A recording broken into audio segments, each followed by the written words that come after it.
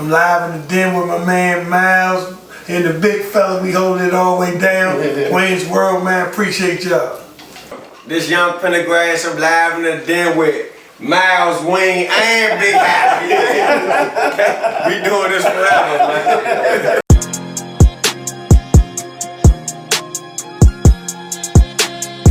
With that? Yes, sir. Alright. Back live in the den, Tricky Inc. CEO, 6'4", out of Spin Gone High, 31-0. 31-0, don't get it twisted. 31-0. The Party King. I name him. I get the nicknames in this town. The Party King. The new king in town. Gotta give him credit. Hey, what can you say? Shit. Part of the black man, bow down. Bone, got to bow down. All love, no disrespect. Yes, sir. Hey, a new Party King has hit the city and they've been going on for 20 years. Tricky Inc. Let's talk about it. So let's speak on the entertainment, the selection process of how you select your national acts. How's that go? The national acts, we got a committee, headed up by my son and a couple of females in the crew. And, we get a price, a budget in which we want to, what we want to do, how much we want to spend. From that point on, we go to CAA on my man Big Block out of Philly. My man Walt, shout out to Walt, he always had our back. We get direct contact with any artist. Also my man Cliff Jones, Washington DC home. He give me direct contact with any artist. We check their schedule and then we make our decision on who we're gonna go with from there. How about locally with the bands? Locally, I still go out. Speaking of locally, not to cut wing off, but to add in there, was there pressure to add the go-go bands? Let's call a spade a spade. There was no pressure for me. I'm talking about from the venues, not from you per se, but the venues. All of them had kickback about go-go bands, right? All of them. If you look at my, when I first went to the Anthem, right? I put Chuck Brown band in there, just to ease them up a little bit. Because at first, they always got their black eye that they're going to put on the go-go music. But everybody respect Chuck, you know what I'm saying? So I said, I got the Chuck Brown band. So they're like, oh, okay, that's cool, The same people that own the Anthem, they own the 930 Club. Right. Right, and they also own Murray. So they familiar with Chuck all day long. Now, over the period of time, then you can put other artists in there, and then it's no big deal because Anthem is a $100 million facility. They got to pay them bills, so they wanted to spend some money. Best believe that. So locally, with the bands, I still go out, and as a promoter, I never get into what I like. I just get into what the people like. You know what I'm saying? You got to get the people what they need, right? OJ's told us that, gotta give the people what they want, right?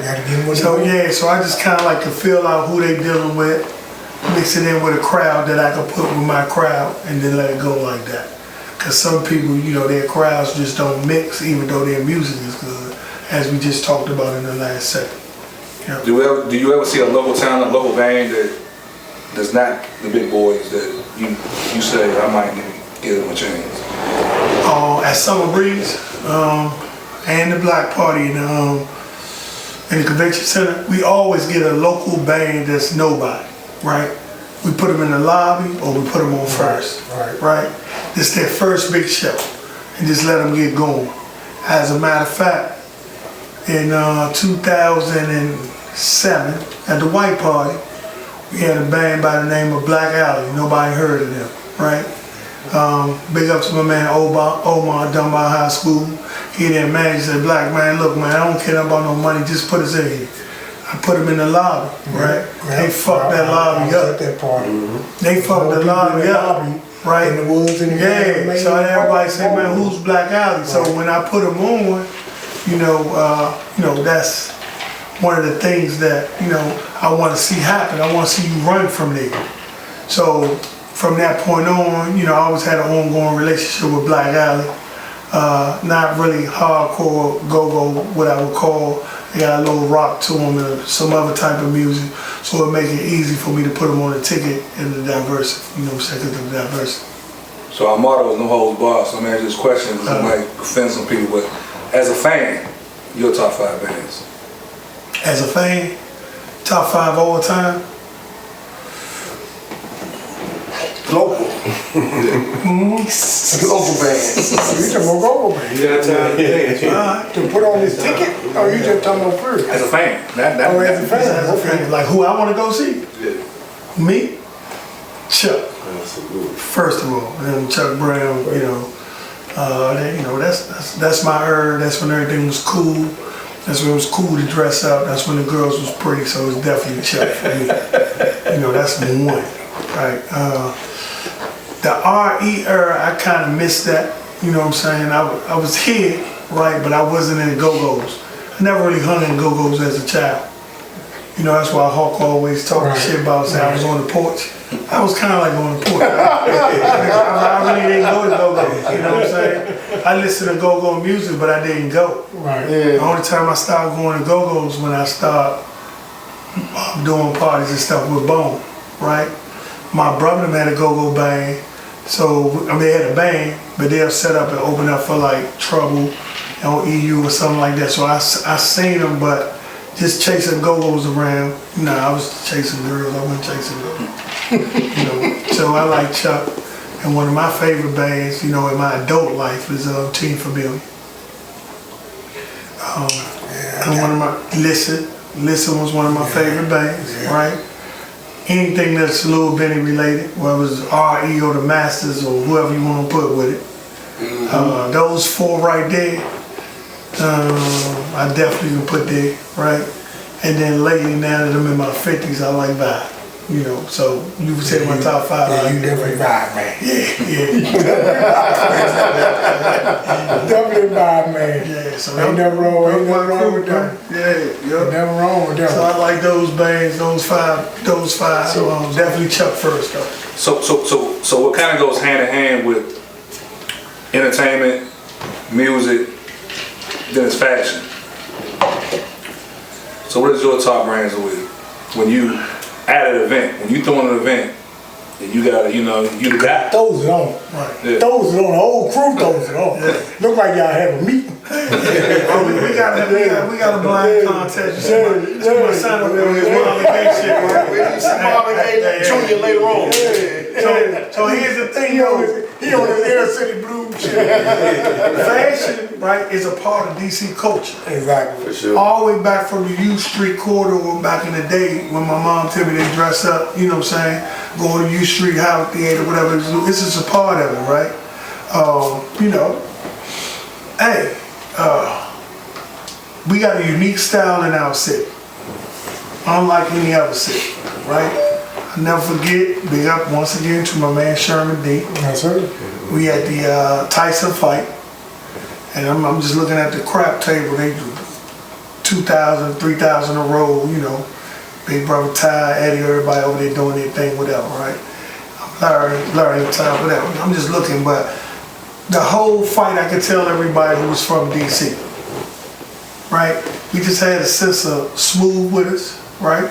Sense of dress without too loud, you know what I'm saying?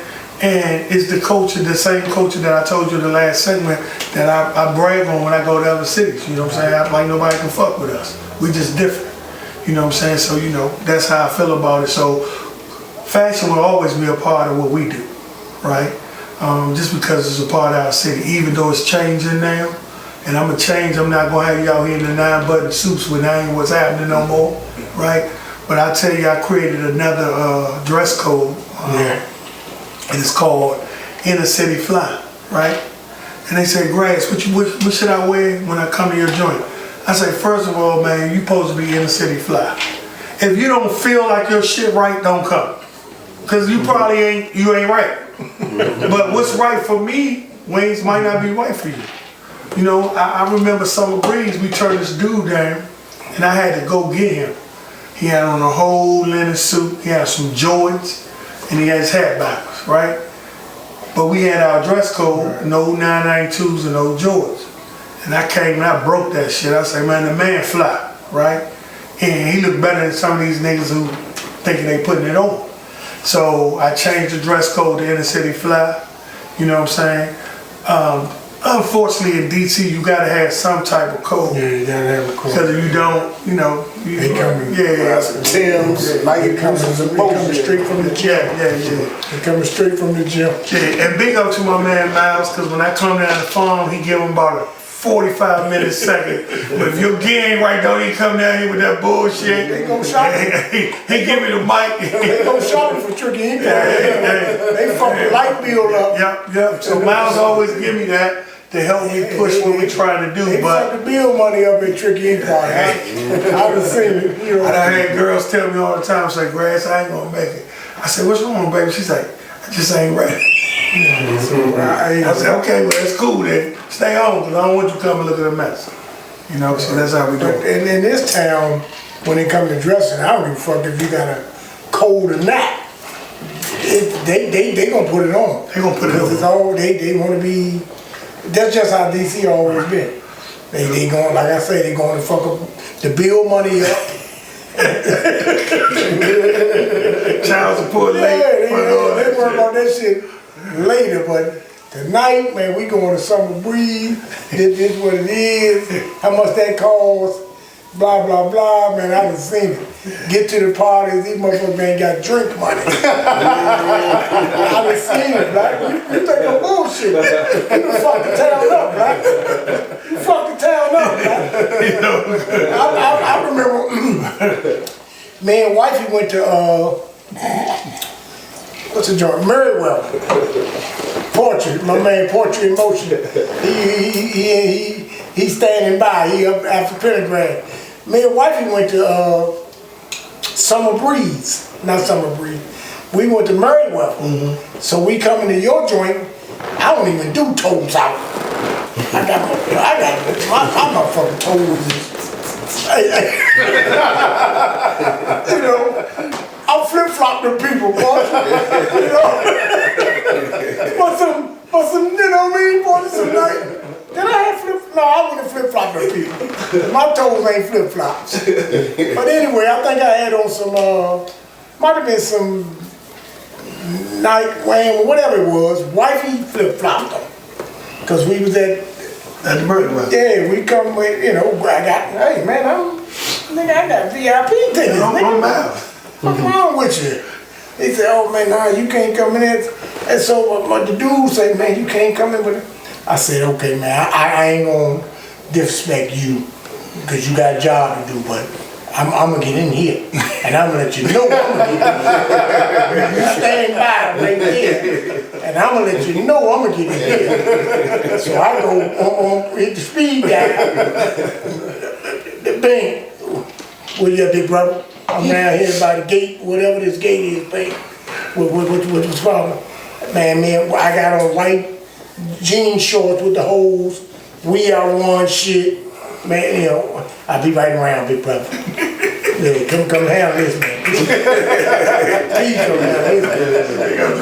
If I know they got dress code, I'm gonna follow the dress code. Right. But I didn't know that. So my man that's on his job. And my wife said, baby, I know him. He met me, you know, but I said, baby, I don't like to belittle nobody. I let him. He said I couldn't get in. I just told him, stand by, and I'm gonna show you. I'm getting in here. How would that look? Me not letting Pentagrass in at one of my motherfucking games, and his crew gonna be. After that, he understood. He understood. Yeah, I respect your job. So the dress code was cool, and I think when you get to where you work, you getting 4,000 plus motherfuckers in. So I think that's why you did a dress code too, and you really wasn't tripping. Correct me if I'm wrong. And then at some point you gotta make a motherfucker put their gear on, because this is how they act right. They act right. Yeah, they act a little different when they dressed up, right? So I definitely got it. Cause my baby was like, "Hey, come on, let's go." I said, "Hey, baby, Relax. Let me let you know what's happening. Calm down, man. We getting up in this motherfucker. I promise you that. I promise you we get in here. But man, cause like I say, the positives, the bones, they laid the groundwork. Wasaki, I wasn't at them parties. I was at parties. I started going to positive parties when I got out the military. But I'm gonna tell you something, man, and this no bullshit. Them Tricky Ink parties, man, you took the city to another level where niggas that's on this, that's up here, athletes, pro niggas wanna, when that part, Right. they making arrangements. Yeah. And I seen them. Yep. Especially at Summer Breeze. Yeah. You know what I mean? Yep. I seen the Sams, I seen all the pro, they making arrangements to get in that motherfucking Summer Breeze, man. Yep. And it was a hell of a party, man.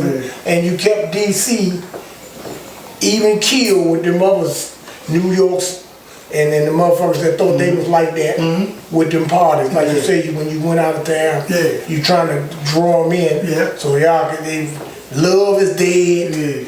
All that other shit that all the big stuff going. my man and them, when he was in H2O. Abdul, H2O, Zanzibar, all that shit was dead in the water. Right. Just like basketball was in '95. I totally agree with you. You ain't never lied. Before I touched down with them Goodman in '96. Yep. So you took that motherfucking party scene to a whole, I mean, when you in the barber shops and you hear motherfucking bras got their feet up. You in the nail salon, hey, Portrait, you in the nail salon and they here with you. Man, I'm going to that Tricky Ink party tonight. I'm going to that, they getting the nail, they preparing, because they already know. They whether they hit or not, they want to be in that motherfucker and be proper. So I've heard it and I've seen it, and my wife used to tell me, she in the salon, I'm just throwing a little birthday party, Portrait. Nothing big, black fat. I'm gonna get my little 800 people. She used to come home mad. Me in there talking about they going to mouth party and in the nail salon and all that. I said, baby, did they buy tickets? They buy tickets. You don't say nothing on Sunday when that motherfucker when we at the table. Hey, we ain't on no date. They coming to my hey, I was smelling my piss. So I know what the fuck I know what you was doing. Like I used to watch y'all walk around that motherfucker with y'all fur garments on, all tall, like Man, Clay. not Clay, the man. Kurt. Not Kurt, the tall, black, dark-skinned guy. Dirt. Yeah, man, everybody, y'all had a dress code. Tricky Ink staff had a dress code. You ain't gonna tell me y'all did. We got some more contest. You got a break? Oh, man. Let's get ready, man. We get ready to get there. Coming back, man, for another segment. The CEO of Tricky Ink, man. We'll be right back. Live in the den.